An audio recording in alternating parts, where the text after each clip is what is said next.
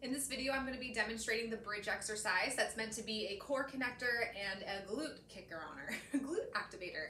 So with a bridge, if you do have a pillow under your head, you usually want to push the pillow away. It can put a little bit of pressure on the neck since we're kind of coming up and folding, so the pillow away is best. You're going to lay down onto your back. I do want you to think of your ear and shoulder position here, so I'm not like totally crinking or up this way. I'm trying to just think of elongated neck. I want you to almost feel like you can touch, if your knees can bend this far, almost like you can touch your heels. It's kind of a good place to start your setup. From here too, a lot of times I think of like connecting my hip bones to my lower rib cage area. So I'm not super flared out when I start. I'm thinking of kind of connecting through there as I come up, and I'm staying connected through here as I come up. A lot of the times when we get into a bridge, as we come up, we start to really open and lengthen through the front of our body. So now that I'm here, I just went from my rib cage kind of being closer with my fingers to my fingers spread apart. So that usually means that I'm not really activating my core. I'm flaring out my ribs and I'm kinking in my back here. So I usually like to cue this idea of hip bones in, rib cage down. I'm nice and active through my core. And now I'm going to think of keeping those fingers in the same position as I come up. And then now I can feel there's a lot more core activation back through here, and I can actually feel my glutes engage way more this way too. So another concept that I think is really important for bridging, a lot of the times when we bridge, we'll like push ourselves, like you can see my head's going that way as I do my bridge, so I'm like pushing myself up that way.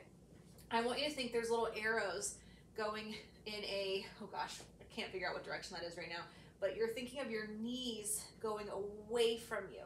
So your knees are jetting out that way slightly, and your heels are slightly coming back toward you. So I'm not like literally totally pulling myself, but I'm thinking of that idea of my heels are coming back towards me as my knees are coming forward as I'm coming up to that bridge. And that's gonna help activate your back body. You're gonna feel that way more in the whole posterior chain by going that way. So I'm really thinking of pulling myself down with my heels slightly versus pushing myself away. It just strains the knee a little bit more, and I'm just not connecting with my backside as much.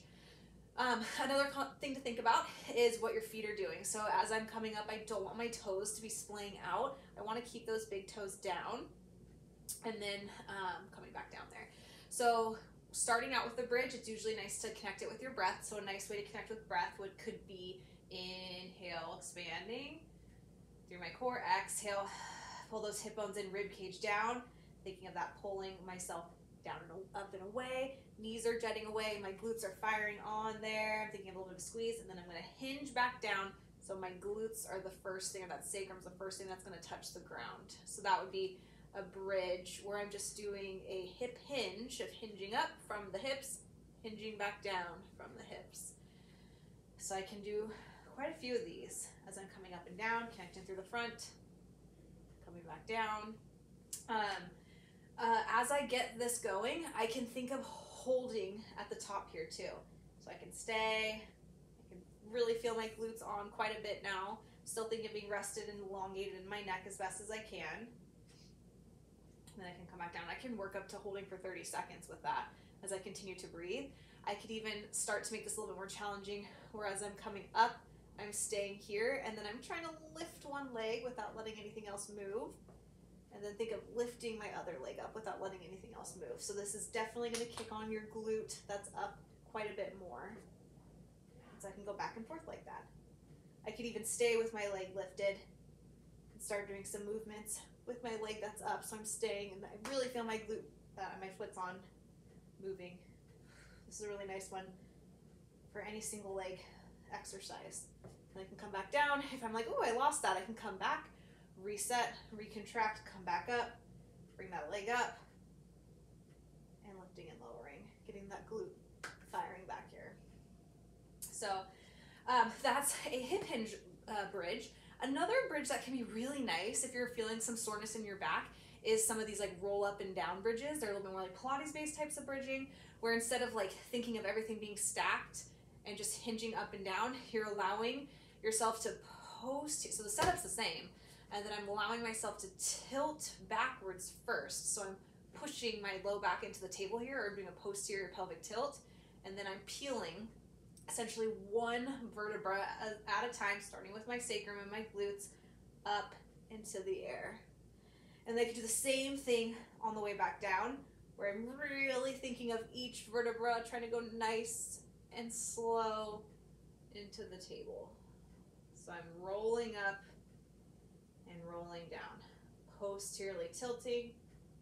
Oh, this feels really good. And just coming up nice and slow, and then coming back down, rolling through my upper back first as much as I can before I get down into that sacrum. And it is working the core too a little bit differently, but I sometimes really like, if it's like the morning and I'm feeling a little bit like more stiff, I like to sometimes start with these just to kind of get some nice like motions, lotion sort of an idea.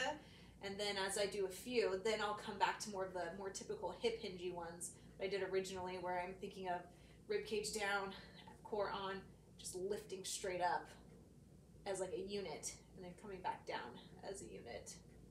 So that'd be more of like a hip hinge bridge versus the rolling up bridge and rolling down bridge. So both are great. Aim for about 10 to 12, take a break. You could do another 10 to 12 more. You could even add in one more set of those, working your way up. And you could also work on holding it when you're at the top. Make sure you're not holding your breath though, and then you're trying to stay up as much as you can into that hip, neutral hip extension, and you could even try some alternating leg ones as well, remembering that your knees are kind of tracking away from you versus trying to push yourself up and away. That's the bridge exercise.